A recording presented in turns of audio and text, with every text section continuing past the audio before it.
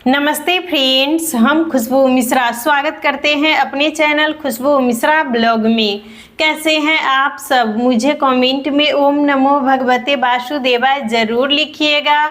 और आज इस वीडियो में जानेंगे कामिका एकादशी कब है, नहाए खाए से लेकर पारण तक की संपूर्ण नियम, पूजा विधि, क्या खाकर व्रत खोले, पूजा पारण का शुभ मुहूर्त क्या है। बहुत सारी जानकारी आपको इस वीडियो में मिलेगी। इससे पहले अगर आपने मेरे इस चैनल को सब्सक्राइब नहीं किए हैं तो इसे सब्सक्राइब कर लीजिए, बेल आइकन को ज़रूर प्रेस कीजिए जिससे वीडियो की नोटिफिकेशन आप लोग के पास सबसे पहले पहुंचे। सावन महीने के कृष्ण पक्ष में पड़ने वाली एकादशी को कामिका एकादशी कहा जाता है और इस एकादशी का व्रत करने से हमें सभी पापों से मुक्ति मिलती है, मोक्ष की प्राप्ति होती है, हमारी जितनी भी मनोकामनाएं हैं वो पूरी होती है।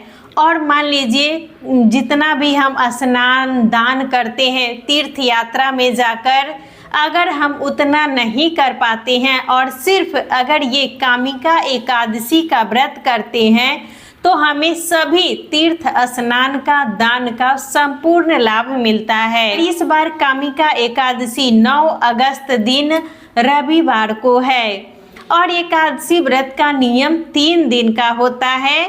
दशमी को बाल धोकर हम स्नान करते हैं यानी नहाय खाए किया जाता है। एकादशी के दिन व्रत रखते हैं, द्वादशी के दिन पारण किया जाता है। तो दशमी तिथि को हमें बाल धोकर स्नान कर लेना है और उस दिन हमें शुद्ध सात्विक भोजन करना चाहिए। तो भोजन में लहसुन, प्याज, बैगन, मसूर की दाल, जितनी भी अशुद्ध चीज़ें हैं हमें उस दिन नहीं खाना है। चावल आप लोग खा सकते हैं, दशमी को हम चावल खाते हैं, सिर्फ एकादशी के दिन चावल नहीं खाया जाता है। जो व्रत करते हैं वो तो उस दिन फलाहार ही करते हैं और जो मान लीजिए व्रत नहीं भी करते हैं उन्हें एकादशी के दिन चावल नहीं खाना चाहिए। तो ये हो गया दशमी तिथि के दिन का नियम। और उसके अगले दिन हम व्रत रखेंगे एकादशी को, तो उस दिन आप लोग सुबह जल्दी उठ जाइएगा, सूर्योदय होने से पहले उठ जाइएगा।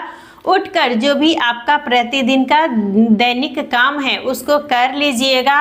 उसके बाद हमें स्नान कर लेना है। आपके अगल बगल में नदी, तालाब, गंगा जी, कोई भी अगर पवित्र नदी है आप लोग मान लीजिए वहाँ पर जाते हैं तो वहाँ जाकर स्नान कर लीजिए।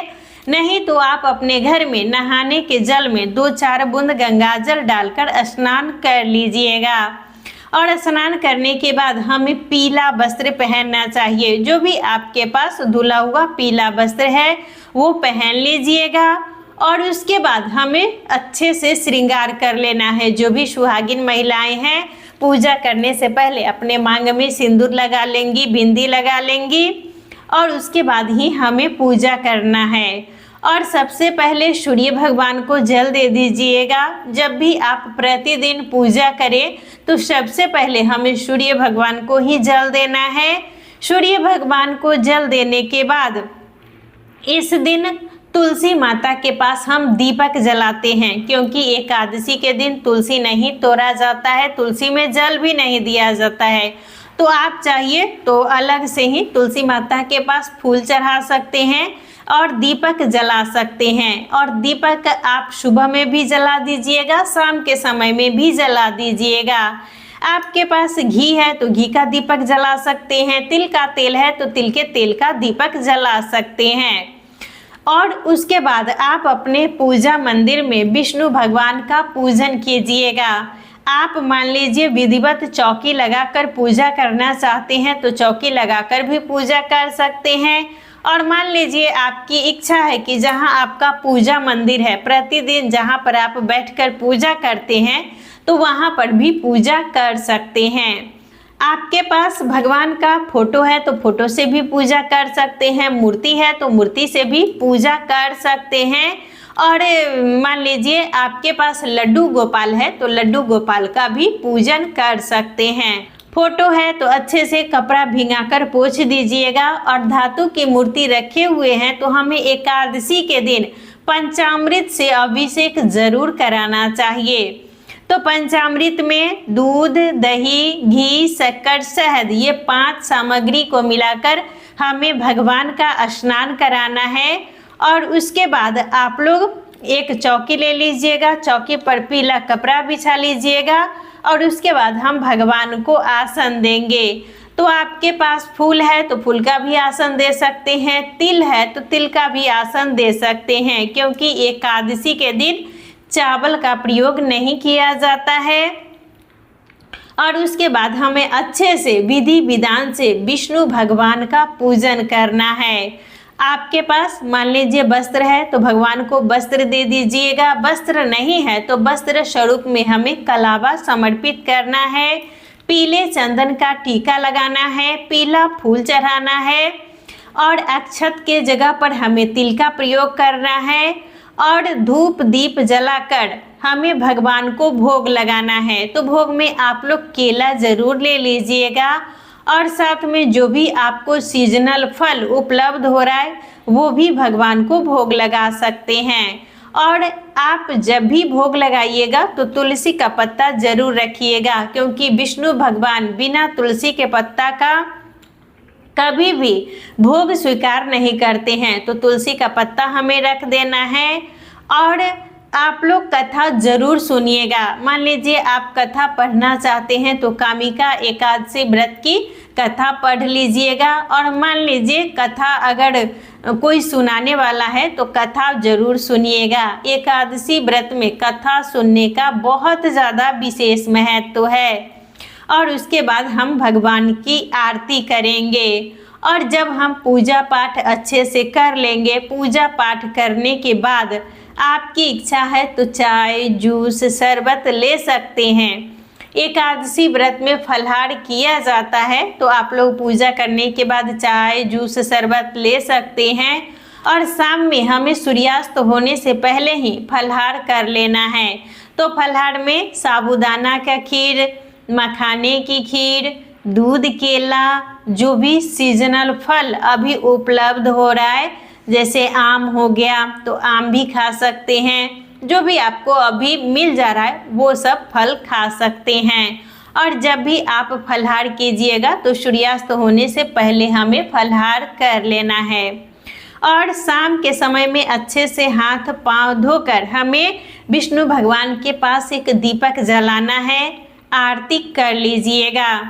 और अखंड दीपक मान लीजिए जलाए हैं तो थोड़ा सा उसमें तेल डाल दीजिएगा। और अखंड दीपक आप नहीं जलाते हैं तो शाम के समय भगवान के पास दीपक जलाकर हमें आरती कर लेना है। और पूरे दिन मंत्र का जाप कीजिए, ओम नमो भगवते वासुदेवाय, ओम नमो भगवते वासुदेवाय। और इस दिन कभी भी किसी की चुगली, बुराई ये सब नहीं करनी चाहिए। कोई भी व्रत कीजिए, एकादशी कीजिए या सावन सोमवार का व्रत कीजिए, कोई भी व्रत कीजिए तो उसमें हमें कभी भी किसी की निंदा, चुगली, बुराई नहीं करनी चाहिए। जब भी आप बैठे तो भगवान का आप मान लीजिए नाम जाप करते हैं तो नाम जाप कीजिए, भजन कीजिए, कीर्तन कीजिए, लेकिन व्यर्थ में अपना समय ना बिताएं। और उसके अगले दिन हम पारण करेंगे। तो पारण के दिन भी आप लोग सुबह जल्दी उठ जाइएगा।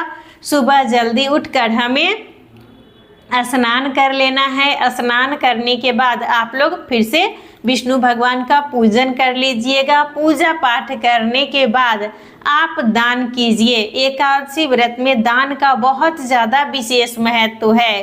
तो दान में आटा का दान किया जाता है। एकादशी व्रत में चावल का दान हम नहीं करते हैं।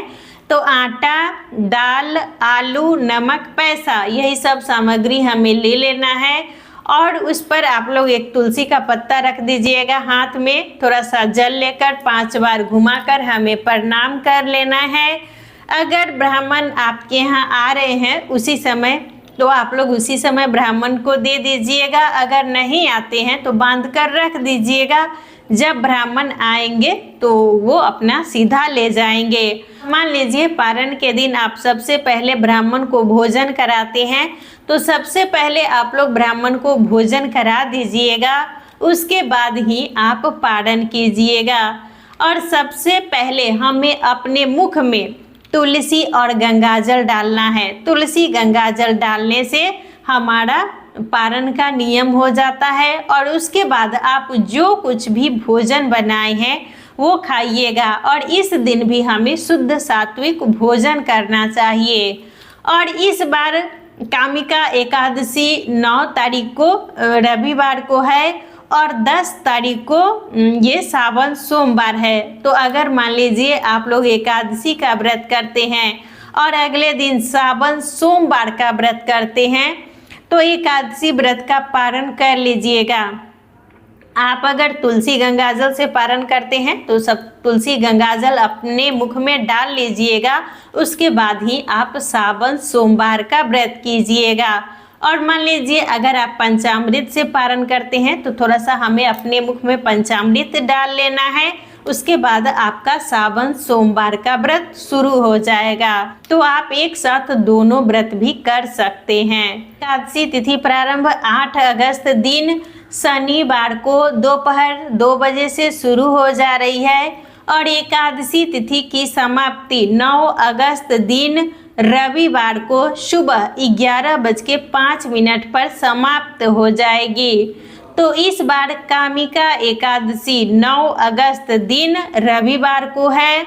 नहाए खाए 8 अगस्त दिन शनिवार को करना है। और पारण का शुभ मुहूर्त 10 अगस्त दिन सोमवार को सुबह 5:47 से लेकर 8 बजे तक। तो हमें इसी शुभ मुहूर्त में पारण कर लेना है। और पूजा आप लोग सुबह में 8 बजे से पहले कर लीजिएगा, वो ज़्यादा अच्छा रहेगा। कभी भी आप पूजा करें भगवान का तो सुबह में 8 बजे से पहले हमें कर लेना चाहिए। तो कामिका एकादशी व्रत में हमें इन्हीं सब नियमों का पालन ज़रूर करना चाहिए। तो आज का वीडियो यहीं तक था। फिर मिलूंगी एक नए वीडियो में। वीडियो अच्छा लगे तो आप लोग इसे लाइक ज़रूर कीजिएगा, मेरे इस चैनल को सब्सक्राइब कीजिएगा। फिर मिलूंगी एक नए वीडियो में। तब तक के लिए नमस्कार। ओम नमो भगवते वासुदेवाय।